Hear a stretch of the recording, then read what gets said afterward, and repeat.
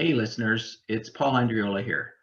Why not join our community at Small Cap Discoveries, where we offer our members direct access to some of the best microcap investment opportunities available. Our members are getting access to premium microcap financings, research reports, and direct access to management. Sign up today at www.smallcapdiscoveries.com. Hi everyone, welcome to the Small Cap Discoveries conference call. Today on our call we have Jonah Lupton from Lupton Capital. Jonah is one of finance Twitter's most popular personalities with almost 600,000 followers. Jonah also writes a newsletter on Substack and was recently featured in The Hustle, the online magazine. And for good reason. Last year's portfolio generated a 423% return, and this year he's up 70%. I'll now introduce Paul Andreola. Hey, thanks, Trevor. Yeah, really happy to have Jonah here. Jonah, I follow you on Twitter. A number of our subscribers follow you on Twitter. And recently you mentioned one of the stocks that we know fairly well, and you got some of our guys pretty excited. So I'm really happy to have you here. And one question I got to ask right at the top is, with all the things you do, I mean, do you even sleep? Do you get any sleep? I always have a glass of iced coffee next to me, and usually a couple Celsius drinks on the other side. So I don't get enough sleep. I mean, that's something that I'm trying to pay more attention to, is my health. I do go to the gym every day, so I try to work out an hour and a half, typically after the market closes, and then come home and do more work and research. You know, get into bed at 11 o'clock at night, but then usually I'm up until 1 or 2 in the morning, especially if I go on Twitter. You know, then you start to get into conversations with people. Next thing you know, it's 2 o'clock in the morning and the alarm goes off in 4 hours. So, so to answer your question, not enough. Gotcha. Well, work on that. As Trevor mentioned, you manage capital. Obviously, you've got your own sort of capital, Lupton Capital. You also manage money for social capital. You're right in the middle of the small cap space. Why don't you tell us, how did it start? How did you get started investing?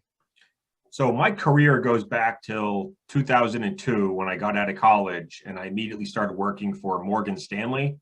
So I spent a few years at Morgan Stanley, then spent a few years at Smith Barney, spent a few more years at a couple different trust companies. And then after the financial crisis was over in 2011, I guess it was 2011, I needed a break from the industry. You know, those 2 years or 2.5 years of the financial crisis were just really mentally and physically draining on me, you know, dealing with high net worth clients. It was brutal for me. You know, when I came into the business in 2002, I just missed the dot-com bubble, thankfully, because I'm sure that was probably as bad, if not worse, to actually manage money through. So I walked away from the industry, started a couple companies. I was running a business called SoundGuard as of last year. You know, going into the pandemic, the business was actually doing well. We were lined up to do, let's say, $3 million of projects in the second half of last year. And then the pandemic basically wiped it all out, because most of these projects were hotels and apartments, and all of those projects got postponed. So then I kind of pivoted back into the investment industry, where I obviously had some experience. I got on FinTwit, you know, Twitter finance, and started talking to a lot of people, launched a Substack, launched a Stock Twits Room, got into the Social Capital Emerging Managers program. So I am doing a lot of things right now, but I enjoy it. I mean, there are certain days where it's obviously stressful, and, you know, in small cap growth stocks, you know, I've done very well the first 6 to 8 weeks of this year, and the last 6 to 8 weeks have not been as much fun. But, you know, when you're dealing with small cap growth, as you know, you got to be able to ride through the volatility. I mean, these stocks, you can put up big returns, but in order to get those big returns, you're going to have to deal with, you know, some big pullbacks along the way. And not everyone can handle that, you know, and they get shaken out, you know, towards the bottom, and then they end up chasing these stocks higher. You know, I have the kind of the long-term investment horizon, so I'm willing to, you know, stay in these stocks and deal with the pullbacks and keep adding to positions, dollar cost average down if needed. Because if you've done the homework and you really believe these companies, you know, have the ability to 5x or 10x over the next 5 years, then it's stupid to get shaken out, or at least that's how I look at it. Mm-hmm. I completely agree. Let's talk a bit about your investing strategy. Let's dive right into it. What do you look for in a company that you're hoping to invest in? So my strategy has definitely changed a little bit over the last 12 months. Last year, I was primarily large cap tech. So it was a lot of the companies and sectors that were benefiting from the pandemic, from the digitization of the economy, right? People working from home, e-commerce, digital payments. So that's where most of my focus was. Companies like Shopify and CrowdStrike and Peloton and Fastly and Twilio and those sorts of companies. And then as we got towards the end of the year, I felt like a lot of those valuations had gotten stretched. The multiples had gotten stretched. We were going to start to get into 2021 where it would look like revenues were still increasing, but the growth rate was decelerating. And then you'd also get into some harder comps in Q2, Q3. So I was in a low tax bracket last year because all of my income had dried up because of SoundGuard. So I used that to my advantage and sold off a lot of those positions before the year was over to lock in those cap gains last year. And then this year, I've really had much more of a focus on small cap growth because coming into the year, I felt like that's where there was going to be more opportunity. And especially as I was growing my newsletter, I don't know if people in my newsletter want to get a newsletter about Facebook and Amazon and Nvidia and Tesla. I mean, there's a million guys out there that are writing for those companies. There's 30, 40, 50 analysts covering each of those companies. No stone has been unturned with those companies. But when you get into the small cap space, there are a lot of companies out there doing exciting things, high growth rates, disruptive products that have almost no coverage. They're completely under the radar. And I felt like that's where I could not only find the best opportunities for myself, but also bring these opportunities to my Substack subscribers. So I've been, full on small cap growth since the beginning of this year. And like I said, I mean, it worked out great the first 6 to 8 weeks. I was up 120%. And now we've seen a pretty significant pullback in some of my favorite names. But, like I said earlier, I'm looking for stocks that I can own for the next 3 to 5 years. I will not put a company in my portfolio unless I believe it has the potential to go 5x in 5 years, which would be a 38% compounded growth rate. And I still believe that, whether it's DermTech or Upstart or Celsius, some of my other favorite companies, I think these stocks have the potential to still go up 5x over the next 5 years. I think DermTech could be, if they can deliver on what I think they can, in terms of, using their genomics patches for early skin cancer detection. I mean, this, 5x is nothing compared to what the skin cancer market might look like in 5 years. I mean, this could be a 10 or 20x in my portfolio. Mm-hmm. No, I'd love to talk to some of the names that you're involved with, but before we get there, how do you find your ideas? How do you look for them? How do you search them out? And are you a top-down investor? Or are you a bottom-up investor? So in terms of finding them, I mean, it does vary. I do think that Twitter is actually a decent place to get some ideas. I mean, there's a lot of noise on there that you have to cut through, but over time you figure out who else is doing quality research and trying to find these companies as well. And that's who you want to keep, stay close to. So I'm constantly, a lot of what you see from me is on public Twitter, but I would say most of the value that I get off Twitter is like the private side of Twitter, the DMs. That's where you can actually have one-on-one conversations with people, share research, share links, and then eventually that leads to Zoom calls and other things where you can, dive deeper together. So I would say probably half of my ideas come from Twitter.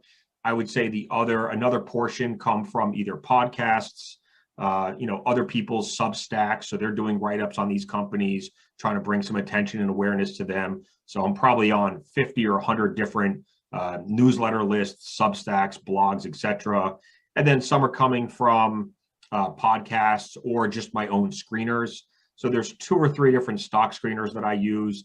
None of them are that great. Like, I don't love any of them particularly. I'm actually thinking about creating my own since I started a company called Fintrix to help people do fundamental analysis. And we actually subscribe to all the data from a company called Refinitiv. So if we're already paying for all of that data, both historical and future looking estimates, If we have all that data, all we have to do is basically, now we have to build a screener. we're already paying for the data, so we might as well try to use the data in every way we possibly can. But for now, I use the stock screener that I use the most often it's called Atom Finance. So it's atom.finance is the website, and it's pretty good. You can put in, growth rates for whatever years, they use the current year as 0. So, if you're looking for companies that are growing, top line 40%, this year and the next 2 years, you would put in, revenue growth, year 0, 40%, and then, +1, +2, 40% each,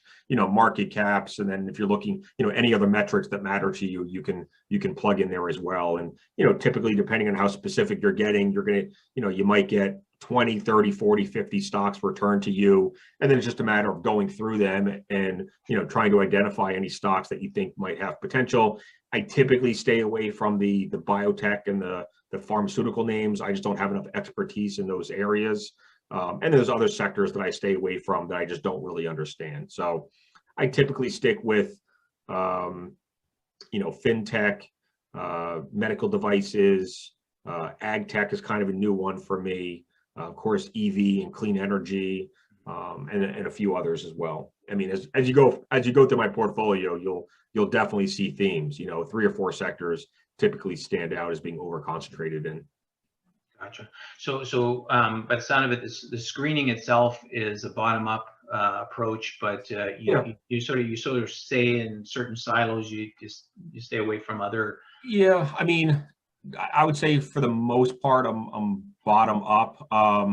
I mean, sometimes if I really want exposure to a sector, I will start with the sector and then try to parse through it. And especially if you're really focused on small caps, so cybersecurity was one that I was really interested in recently. And I've been looking, ever since I sold CrowdStrike last year, which is still a phenomenal company, although it's also trading at like 30 times sales. And growth is going to eventually slow over time, just law of large numbers. So I wanted to find a small cap, high growth cybersecurity company, and I looked at 3 or 4, and they just didn't really do it for me. And then someone brought me this new company called Intrusion. And ironically, I did my Substack write-up this week on Intrusion because I think it's a really interesting company that is transforming themselves from what used to be exclusively DoD work, Department of Defense, into now an enterprise company. And then, of course, this morning, a short report comes out on the company. So, I read through the short report. 90% of it is absolute garbage. Sometimes short reports do have some validity to them. They do bring up some real points and some real red flags. This one did not for me. They talked about insider selling. They forgot to mention that the founder of the company died a couple of years ago. So it's actually his family that inherited all of his stock that's doing the selling, right? So that's pretty explainable if they actually want to tell the whole story. Of course, they just, they pick out the pieces that make the, to build up their short thesis. So, the timing on that kind of sucks, but, in terms of, I know one of your earlier questions was, or I think you were going to ask this, my due diligence, I've done a decent amount of due diligence on this company, and I'm just picking this one just because they're being attacked by the shorts today. I went through, of course, the investor presentation, listened to the last 2 or 3 earnings calls, went through the 10Qs, the 10Ks. Then I set up calls with the analysts that cover the stock, talked to them, then set up a call with investor relations, then talk to someone on the sales team. So that's pretty much all I can do. If the company's lying to me, if investor relations is lying to my face, or if the CEO is doing interviews on, Bloomberg and lying on the earnings calls, well, I can't control that. I mean, that's obviously something that would blindside me at some point if it comes out that they were lying. But if I'm taking everything that they're saying at face value, and that all of this technology and this data that they essentially built up over 30 years of working with the DoD, and then after the founder died, previous CEO was the founder, he passed away. They brought, they had an interim CEO in there for a little while, and then they brought in this guy Jack Blunt, who's a industry veteran and sort of a turnaround specialist. They brought him in, and he realized how much of an opportunity there was to use this data with artificial intelligence to build a product for the enterprise. So that's what he did. He packaged it all up and created this product called Shield, which they are now selling to not just large enterprises, but also SMBs through their 30 resellers. And they just landed a big deal with Kimberly-Clark and Lippert Manufacturing. And he says that they have a massive pipeline. You know, the words he used on the earnings call were, in 42 years of being in the technology industry, I've never seen a product launch and build a pipeline this fast, this robust.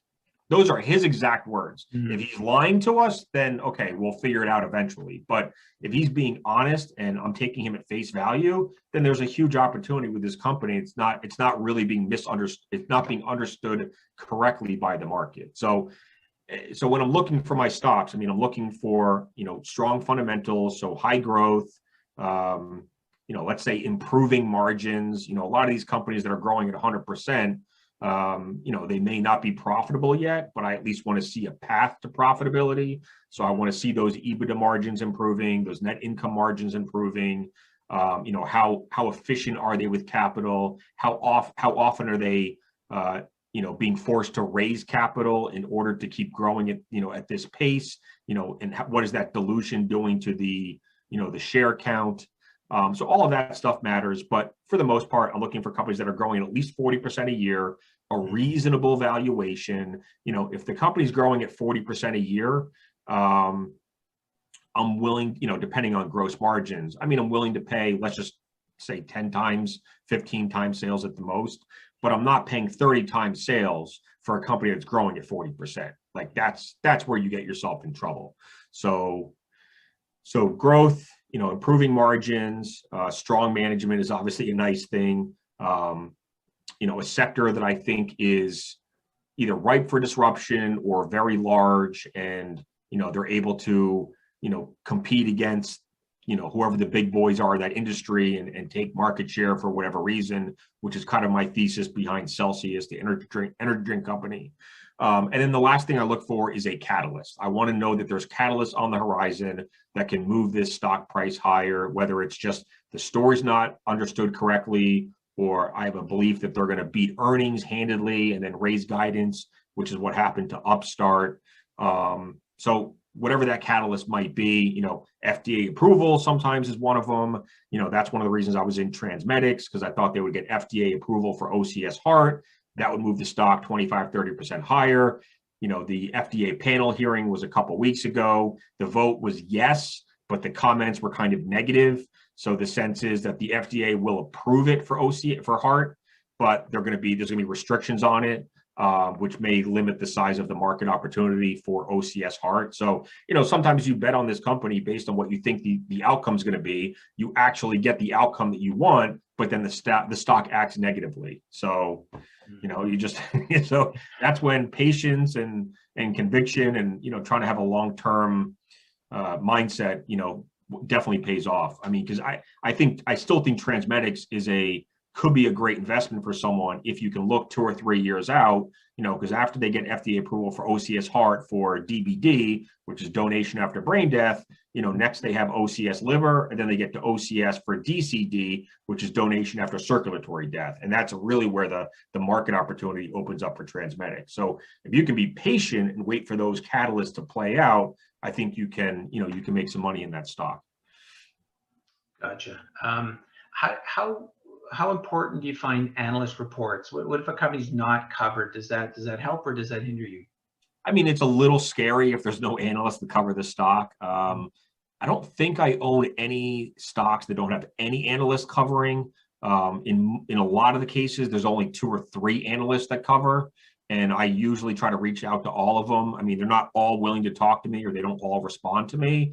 But for the most, and then investor relations is pretty good. You know, if I reached out to investor relations from Facebook, I would probably never get a reply. But if you reach out to investor relations for a small cap company, you actually have a pretty good chance of getting a reply. Now, it's typically not someone that works at the company. It's one of these, you know, these like investor relation firms that represent 3, 4, 5 different companies. So ironically, there's some investor relation guys that I talk to that, like, when I get on the phone with them, I can actually talk about 2 or 3 different companies because they work with 2 or 3 of the companies that I'm interested in. I mean, the other challenge when you're dealing with small caps and there's only 2 or 3 analysts that cover, that's where the estimates are typically coming from that you see on Yahoo Finance or Bloomberg or Ticker or any of these other sites. So you see these very large spreads. For instance, like on Intrusion, I think the consensus is 24 million in revenue this year, but there's only 2 analysts that cover it. So if Scott Buck is at 25 and the consensus is 21, that means the other guy's at 17. So you got an $8 million spread between the 2 analysts, which is a pretty big gap. I mean, the good side of that, or the upside, is when you have these big spreads, you get these big either beats or misses around the earnings. So that's where you can get some increased volatility. Not sometimes it's good, sometimes it's bad, depending on how the stock reacts. But that's where for instance on Upstart, Upstart I think only had a couple analysts covering the stock going into their last earnings report. And so when they blew out numbers, well, they didn't blow out numbers for Q4, but when they raised guidance for 2021 from 360 million to 500 million, it caught everybody off guard because there really wasn't any analyst covering the stock. No one saw that coming. The analyst, since there's no analysts on the company, there was just, there was really no institutional money in it either. A lot of these big funds are waiting for the analysts to pick up coverage. So I don't know if I would ever, I'm trying to think, I don't know if I'd ever own a stock that had no analyst covering, because then it's really just me doing 100% of the work myself with like nobody really kind of fall back on for help. Yeah, fair enough. So what does an average day look like for you? A work day, what does it look like? Up at 6:30, turn on CNBC, see if there's any news, check out pre-market. Although I think we know by now that, whatever you see pre-market is really no indication of what's going to happen during the day. It's almost a waste to even look at it. I mean, these markets change their minds so quickly, especially small cap growth. I'm not one of these guys though that really, I don't pay a lot of attention to the indexes. Since I am so focused on small cap growth, I'm really I feel like I'm in my own little kind of bubble sometimes. I don't really care what the Nasdaq's doing. I don't really care what the S&P is doing.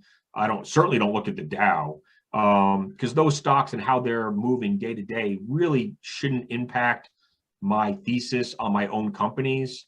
I mean, I get it. I mean, I know the averages do mean something in terms of like, technical traders and the big funds and the algorithms and all that stuff. But for the most part, I am really just kind of focused on my company. So most of my day is spent doing research on my existing companies or any stocks on my watch list that I have an interest in and could see myself adding in the next month or so. And then, I'm talking to other retail investors, other fund managers. So a lot of times if I see a stock, so Simply Wall Street is one of these websites that I use a lot because you can actually see the top 25 shareholders. So if there's a company that I'm interested in that I don't have a position in yet, and I'm going through the due diligence process, I'll go to Simply Wall Street, type in the ticker. I can see who the top 25 shareholders are. There's always going to be a couple insiders on there, whether it's the founder or the CTO, but then you'll see a lot of the funds on there as well. And, the bigger funds, the Fidelities, the BlackRocks, the Vanguards, they're in a lot of these small caps as well because they have so much money to manage. I'm not going to reach out to them, but if I see any smaller firms on there, smaller money managers, especially if it's like an independent small cap manager, I will reach out to them. I'll typically go to their website, pull off the contact information, and try to set up a call with whatever portfolio manager or analyst from the firm covers that stock, just so I can kind of pick their brain. How long they've been in the company, what do they like, what don't they like, what has management said to them recently, what are they expecting for earnings this year. Sometimes they're more forthcoming than others, but I'm just one fund manager talking to another. So I've gotten, that's been helpful over the last couple months as well, trying to reach out to these fund managers. So that's kind of my day. It's reading, it's researching, it's listening to earnings calls, listening to the most, seeing if the company has updated their investor presentation. I'll go on Twitter, even though it's kind of a waste of time sometimes, but I'll go to Twitter, type in the ticker symbol for some of my stocks, and just see what people on Twitter are saying about my company. But then I also run a stock twits room. So I'll go in stock twits and, share some stuff on there, whether it's charts or some research I came across. And then sometimes I'll post in there, any buy or sell orders that I have open for the day. And then, so whatever time I'm not spent researching or talking to other investors, it typically spent, micromanaging my portfolio or staring at the red screen recently, wondering when the bleeding's going to stop. No kidding. No kidding. One thing I noticed, you're extremely transparent with your trades and your transactions. How do you buy and reversely, how do you sell? What will really drive you to buy something? How big do you establish your position when you start buying? And then what really makes you sell something? Yeah, so I mean, my strategy is definitely, I feel like it changes all the time depending on what the market is giving me to work with. Back in late February, when my stocks were, felt like they were going up 3, 4, 5% every day. I mean, it was too easy to make money back in February in small cap growth, which I guess in hindsight should have been a little bit more of a warning to me. I probably should have trimmed my positions a little bit more aggressively. But typically when my stocks start to really move and move fast, if I think they're getting overextended, I will trim them back and I'll either sit in cash or most likely I'm going to look for other positions to either add to or to start new positions. Because, my whole thing is, stocks are not always moving together, right? While some stocks are zigging, some stocks are zagging, some stocks are, bouncing off of a moving average and ripping higher, while other stocks are in the process of pulling back to a moving average or support level. So if I'm trimming from one stock that feels like it's getting overextended, I want to, add that cash to one of my other positions that feels like it's being oversold. So for instance, today, one of my positions, Futu, which is a kind of the Chinese version of Robinhood. I've owned the stock since December. It was up, I think, almost 10% at one point today. So I was trimming a little, just minor trimming, trimmed about 5% of my Futu position and added that to some of my other stocks that were laggards today, like Mohawk, Intrusion, Upstart. So I'm constantly kind of shifting capital around depending on what the markets are giving me to work with. Mm-hmm. Back in February, my portfolio, and this is something I regret, I was adding too many positions. I got sucked in to the whole SPAC mania thing. There was all these exciting SPACs coming public with all these huge growth numbers and these, the vision to, completely flip an industry on its head. And, I got sucked into some of that excitement. So I was adding some of these SPACs to my portfolio and they were doing great. A lot of these SPACs were, they were the fastest runners in my portfolio. But when we start to get that correction, they were the first ones to fall as well. And, so I recognized that pretty quickly and dumped a lot of those SPACs. So I took my portfolio from about 40 names down to 20 names. Right now I'm about 15 names. So that's sort of, I guess, how I run money. That's what feels most comfortable to me is when the markets start to pull back, I'm going to trim let's call it the bottom third of my portfolio and double down on my highest conviction names. Then just the names, and then the other reason I do that, at least in my portfolio, some of my highest conviction names are also my highest beta names as well. So, there were stocks, even when the growth stocks pulled back in late February through mid-March, I had a few stocks in my portfolio that held up really well. One of them was InMode, INMD, MP Materials, and a couple others. They held up really well. In some cases, they were actually higher in mid-March than they were in late February. So I sold those stocks and added that cash to these stocks that had pulled back 20, 30, 40%. So I did the same thing a couple of days ago. I sold my Ozone, which is a Chinese e-commerce company, which has held up really well the last couple of months. Sold it, took my profits, and reallocated that cash into my stocks that have recently pulled back the most. So I don't mind betting big on my highest conviction names because I feel like when they finally find that bottom, which is hopefully coming soon, they'll bounce the hardest. Mm-hmm. Mm-hmm. Now, so I was involved in a couple startups. I've been a founder of a couple companies. Clearly, you've been involved in founding and starting up companies. How has that helped you as far as your evolution as an investor? Yeah, someone asked me this the other day, kind of caught me off guard, and I said I didn't really have a good answer, but I've sort of thought about it since then. And I do think if you're a startup founder, you have to have first of all, you have to have thick skin because you're going to get a lot of rejection. You're going to have a lot of, late nights at the office, stressful days, hiring, firing, almost running out of cash, talking to pissed off investors, dealing with customers. Like, you got to really have thick skin. You got to be really, you got to have great time management skills as well. And, probably for that, good communication skills. But I also think there's a part of it, you have to be a risk taker. Like, risk can't really bother you. Like, when you're running a startup, I mean, like, at least when I was running SoundGuard, I mean, it felt like every month we were almost running out of cash. And like, at some point you just become immune to the risk. And I think if you're going to invest in especially small cap growth, like, I sort of think you have to have that same mindset. You can't be afraid of risk and volatility. You almost have to embrace it and use it to your advantage. And like, that's how I feel with my personal. So running my personal account is way less stressful than running the social capital fund, because the social capital fund is not my money, right? It technically belongs to social capital. So when I lose $100,000 in that fund one day, like, it pains me more than when I lose $100,000 in my own personal fund. And I don't know, it might sound weird to some people, but that's just kind of how I am. Like, I take more risk in my personal fund than I do the social capital fund, because I don't mind it. Like, it really doesn't bother me. Like, if my portfolio is down 30-40% in the last few weeks, I mean, and I'm sleeping fine. I mean, I'm not sleeping, but it's for different reasons than my portfolio being down, because I've done, I believe in my stocks. I've done the due diligence.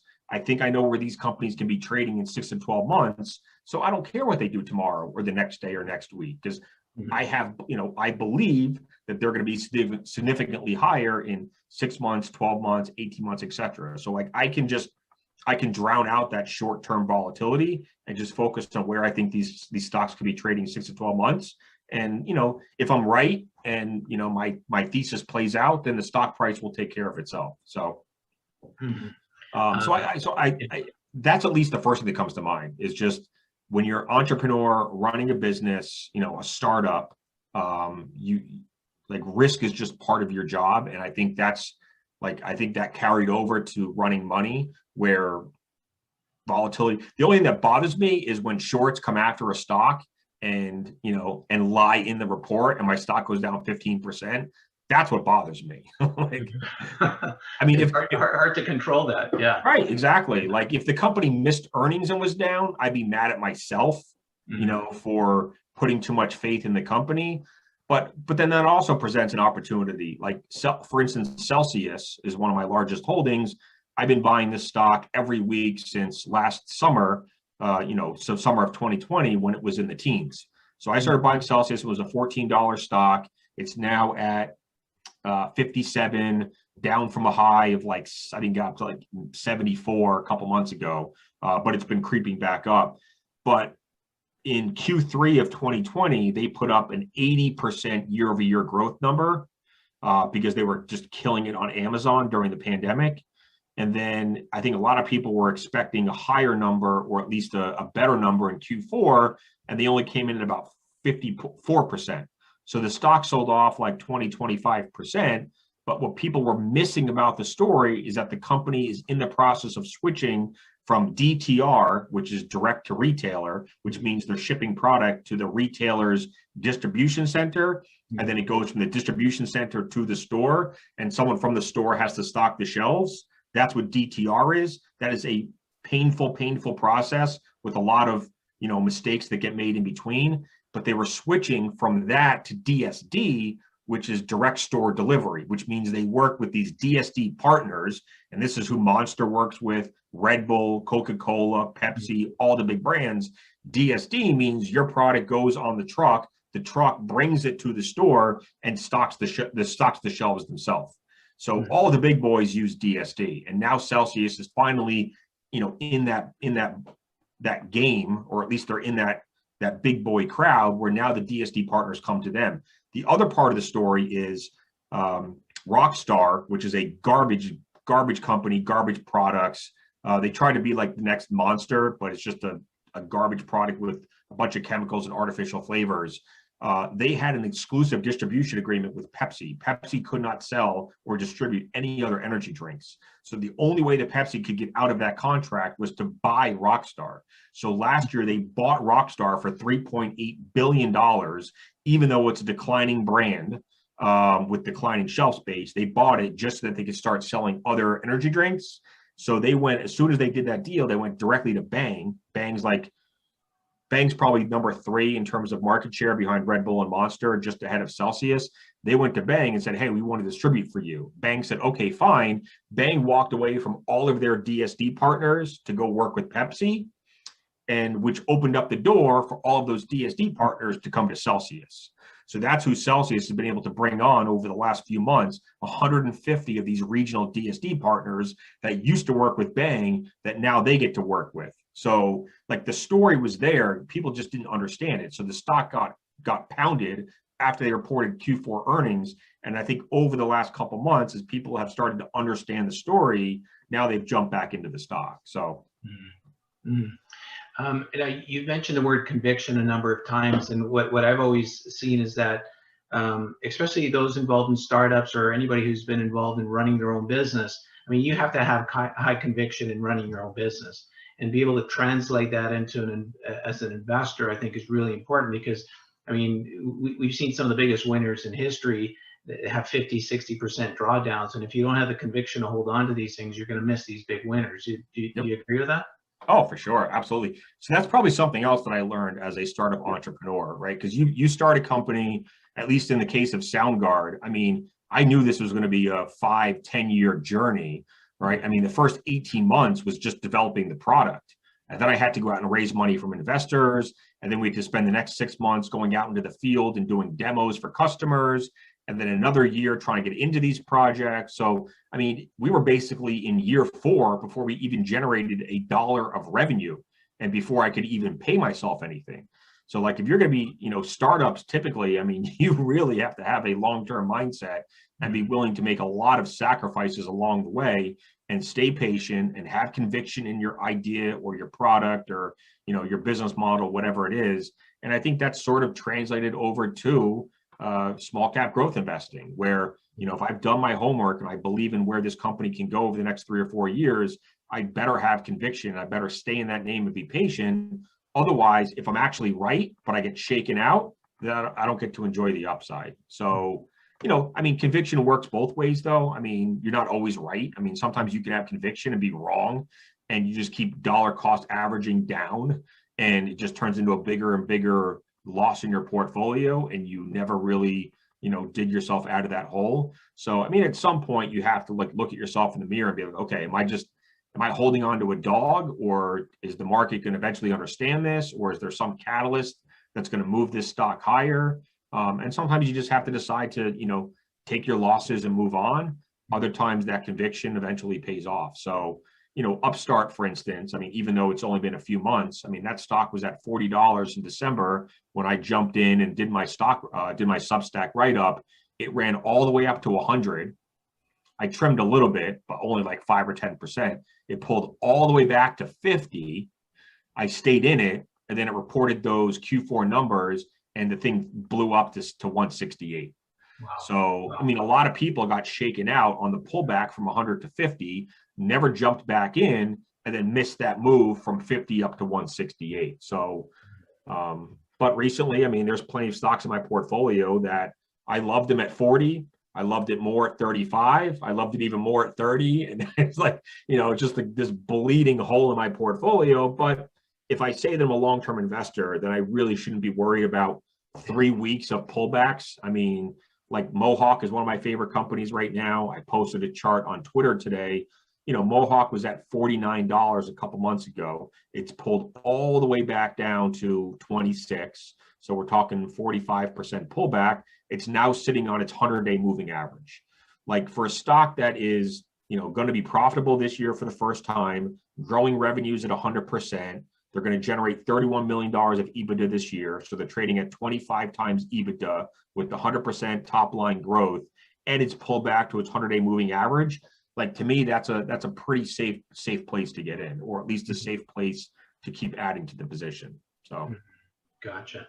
Tell us about your biggest regret in investing, or let's say your biggest investment, sort of mistake that you learned the most from. So my two worst mistakes this year were, one was called Frequency Therapeutics. So they were making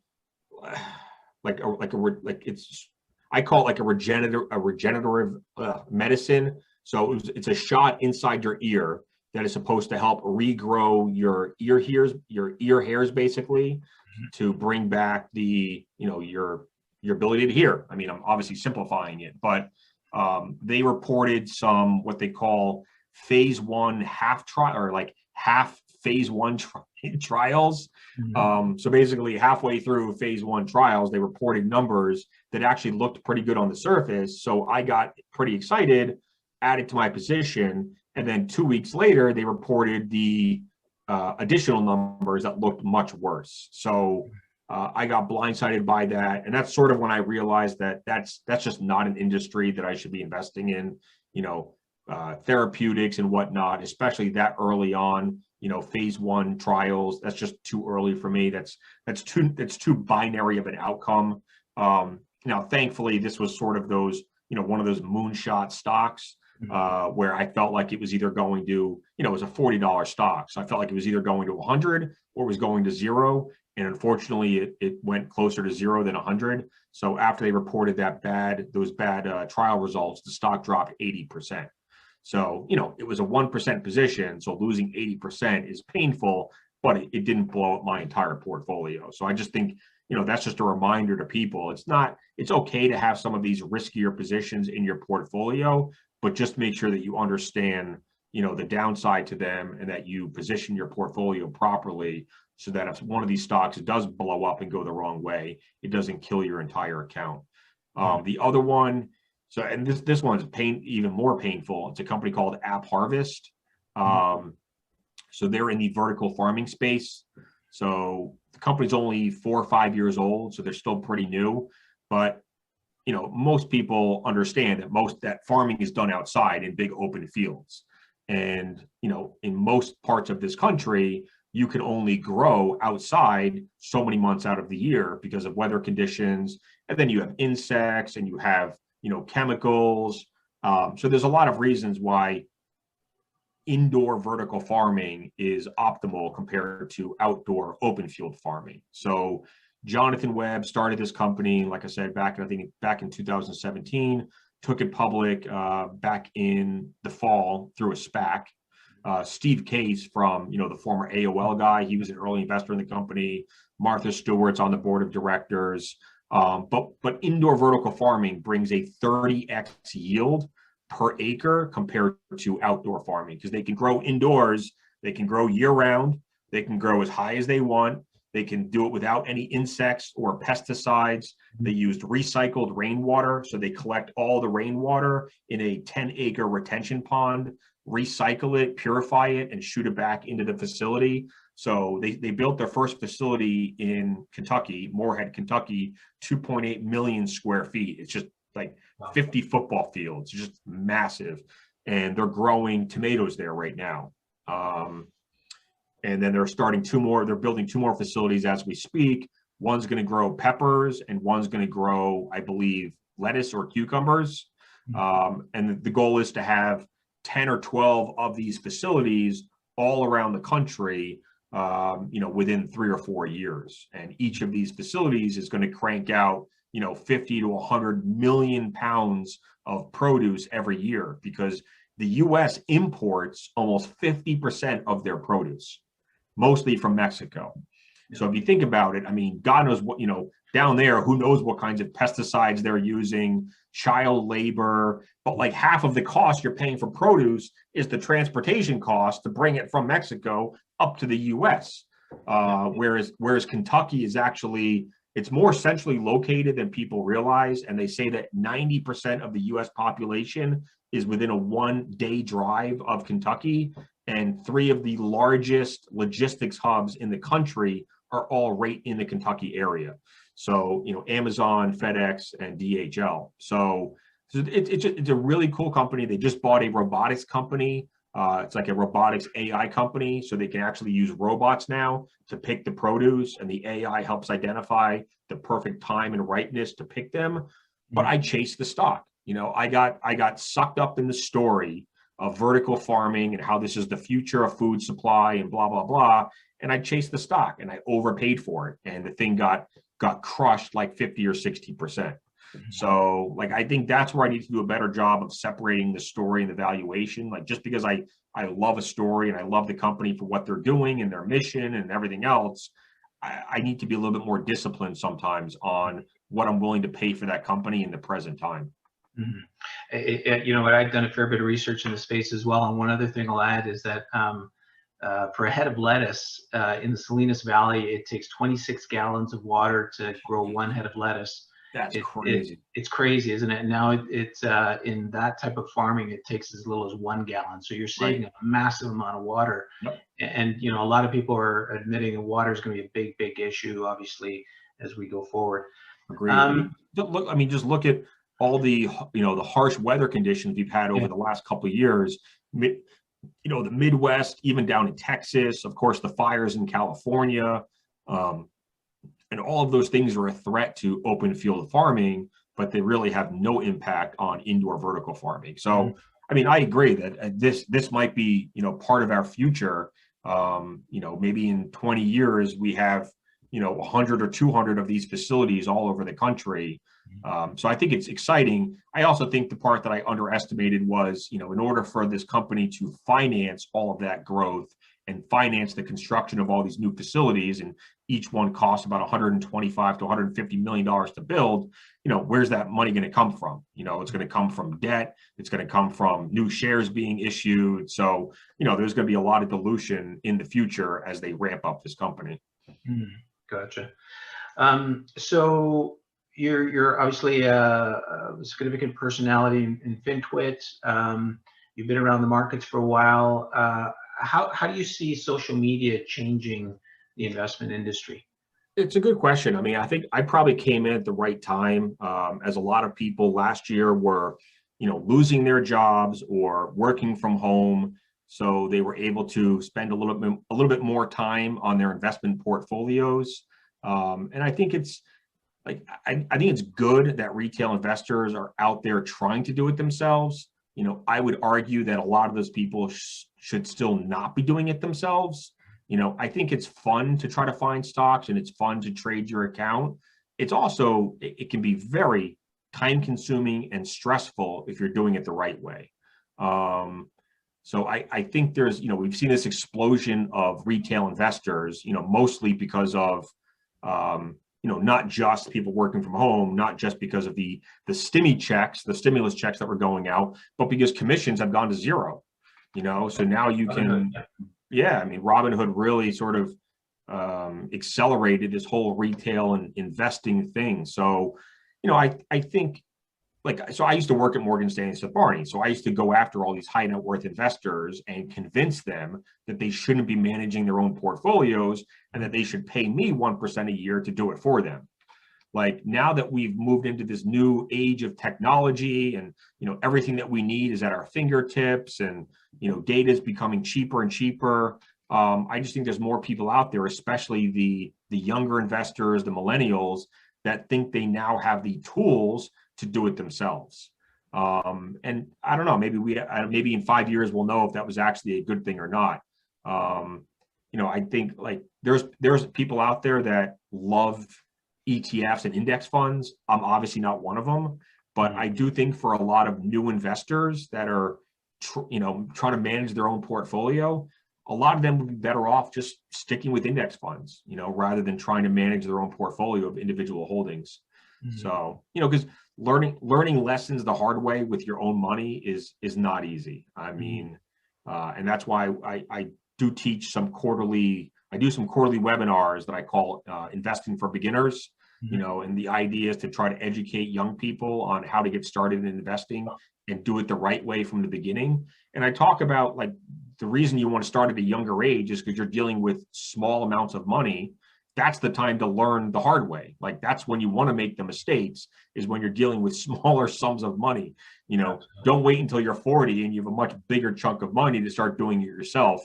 That's not when you want to start making a mistake. So, I usually say, like, start slow, start small, and make mistakes. And then as you get older and you start making some serious money, now you have a better idea of what you're doing. But even with that said, like, there's still a lot of people out there that just don't have the time or the temperament to really be managing their own portfolio. They get too emotional. And when you get emotional over your stocks, that's when you typically make bad mistakes. Completely agree. Completely. That's fantastic advice. So you mentioned earlier that you do a lot of outreach and talk to a lot of people on Twitter and other social media. Maybe talk a bit about that. Like, have you met some other influential investors? Who have you met? Who would you recommend people follow? Who are your favorite investors to follow? Oh boy. I mean, what I've learned is, like, everyone really has their own style. So a guy like Brian Feraldi, who works at Motley Fool, he's really, like, he'll own 100 stocks and he'll own them forever. Like, he's not a trader. He doesn't get sucked up in the short-term noise. I mean, he's really, like, set it and forget it, which I could never do. Like, first of all, I don't want that many stocks in my portfolio. And, like, I'm just not, like, even though I say have patience, I'm not willing to have patience on all of my stocks forever. I mean, there's still reasons that I sell them. So I can't, like, buy a stock and just not be willing to sell for 5 years where he can. So I give him credit. Like, you have to have a really special kind of temperament to be able to do that. So, like, and then there's guys like Mark Minervani, I can't even pronounce his last name. He's like a pretty hardcore day trader. So, like, there's all these segments on Twitter. There's, like, the buy and hold guys, there's the value guys, there's the growth guys, there's the day traders, the swing traders. And, like, I pay more attention to, the growth investors, the buy and hold. They're probably a little bit more similar to how I run my money versus, like, the swing trader and the day traders that are really, I mean, they're in and out of stocks so quickly. They really, I mean, they're really playing either momentum or technicals. Like, that's never going to be me. When I see these people posting charts of, like, the candles, like, every single minute, and then trying to identify, like, waiting for, like, the perfect setup on the candles to when they enter the stock, like, that would drive me crazy. Like, I don't want to be staring at candles 8 hours a day on my screen. But some people know how to do that. That's their preference, and they can do very well. That's just not how I want to run my money. So, like, I respect those people for what they do, but I don't really pay a lot of attention to them because that's just never a style that I'm going to pick up or that I even care about learning from. So, guys like Peru, Saxena, Chris, God, it's like, I'm trying to even Chris Peruna. I think I've never actually had to pronounce these guys' names before. So, I mean, there's a lot of them. I mean, I follow a couple thousand people on Twitter now, and pretty much everyone I follow at this point is an investor or an analyst or a fund manager or CNBC personality, someone that's connected to the investment finance space in some form or fashion. So, I mean, if you're looking for people to follow on Twitter, feel free to go look at the people that I follow. I also follow, like, a lot of CEOs of companies that I'm interested in, and then the companies themselves. And then what I do is I do some CEO interviews myself.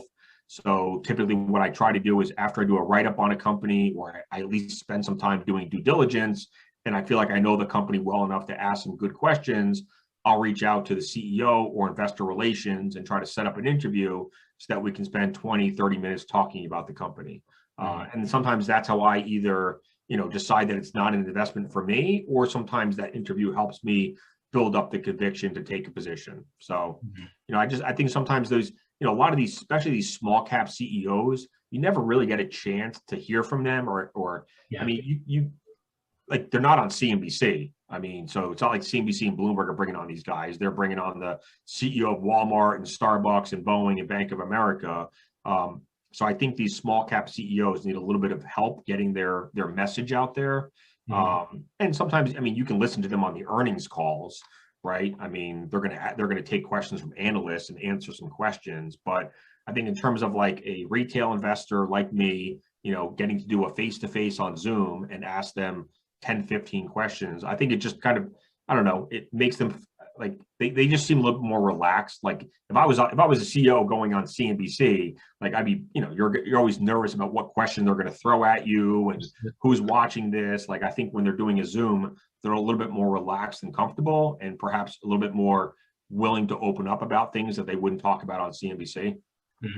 No, I think that's a great service. We do the same thing. We're trying to, democratize access to the CEOs and these small companies that don't get the same, like you said, time on CNBC. So I think that's a great job you're doing, and it certainly helps everybody. Any favorite investment books? We've got a lot of sort of new investors, any suggestions in terms of where they start to get some info? I mean, to be honest, the only investor or investment book I've read in the last few years is 100 Baggers by Chris Mayer. Yep. That's it. I mean, because I also feel like a lot of books get outdated very quickly. I mean, I know there's the Ben Graham books, and there's like these iconic books that are, timeless, as they would say. But like, I would argue that a lot of the stuff that gets written is outdated, within a few years. Versus like if you're, reading blogs or Substacks or, any write-ups that you come across on Twitter, or you're listening to podcasts, like this is current information, right? So I just, that's why I tend to stay away from the books, and I tend to spend more time on the podcasts and the blogs and stock write-ups and investor presentations. And I mean, go through go through the 10Ks and the 10Qs. Like that's where you always get some good nuggets. I'm also surprised, like back to the investor calls, earnings calls. I'm shocked by how many investors invest in companies and don't listen to the earnings calls, because you always hear something on there that you are not going to see anywhere else. And like, that's one of the things that got me bullish on Intrusion, listening to the Q4 earnings call when they talked about the pipeline. And he mentioned a few other things that I had not seen written anywhere. They're not in the investor presentation. They're not in press releases. The only time you're ever going to hear that is if you listen to those earnings calls. So I would suggest anyone that, before you, or maybe not before, but if you have a position in the company and you're just, I don't know, you're unsure about it, listen to those earnings calls is either going to help you stay in it or realize you may want to get out. So we're running out of time here. I want to find out and ask you, where do you see yourself in 5 years? What are you doing 5 years from now? I mean, I think I'll still be doing most of this. I've had a few people, some pretty big investors, backers, reach out to me asking if I want to start an ETF. And I've discussed it openly before. Do I want to start a small cap, mid cap growth ETF? Similar to ARK Investments, but obviously, I mean, nowhere near their size. But going after similar types of companies, high growth, disruptive companies, obviously on a smaller scale, smaller market cap. And I think there is an opportunity for someone like myself to do something like that. The question is, though, for me, and this is what I'm kind of struggling with, if I did that, would I have to leave social capital? Could I still do my Substack or my stock twits? Could I still engage with people on Twitter and have these conversations, while I'm running a ETF as a SEC registered firm, right? I mean, once you sort of, take that next step and set up an SEC registered firm and actually have investment products, like what you can say and how you say it sort of starts to change. And, like I enjoy everything I'm doing right now. Like I enjoy doing the write-ups. I enjoy talking to retail investors and, trying to help them find these companies. And I'd hate to have to give that up.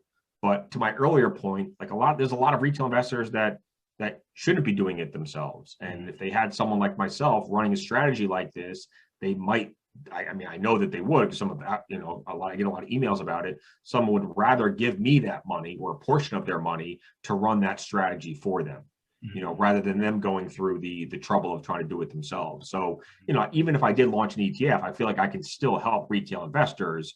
I'm just running the money for them rather than trying to hold their hand while they do it themselves. Right. So I don't know. I mean, my guess is that in 5 years, I'm either doing exactly what I'm doing right now, or I'm running an ETF. Hard to believe that I could be doing both at the same time. I just feel like I'm going to have to pick one path or the other. Right. If people want to find out more about Jonah Lupton or anything you're doing, where can they get more information?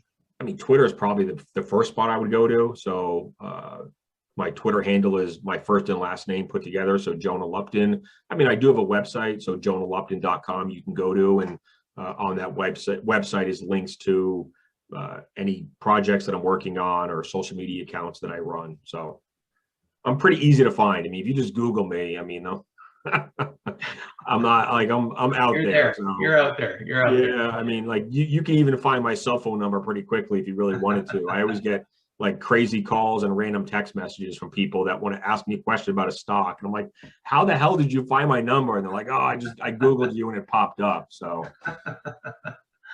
I keep note of that. And you're based in Boston, I think, or outside of Boston. Right? I was in Boston before the pandemic started, and now I'm down on Cape Cod. Okay, gotcha. Are you a Bruins fan? Are you a Boston Bruins fan? I mean, out of the four sports, it's probably the one that I watch the least. Okay.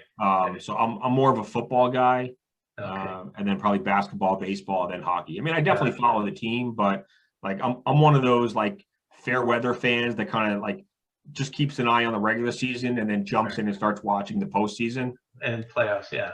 Because we're most of us are from Vancouver, so 2011 we weren't too happy with Boston. So I will say there's nothing more exciting than overtime playoff hockey. Absolutely. Of all the sports, that's the best, right? Absolutely. That's the most exciting is overtime playoff hockey. Yeah, no, for sure. Well, listen, Jonah, thanks so much for joining us today. We've been speaking to Jonah Lupton of Lupton Capital, Social Capital. Find him on Twitter, find him on his website.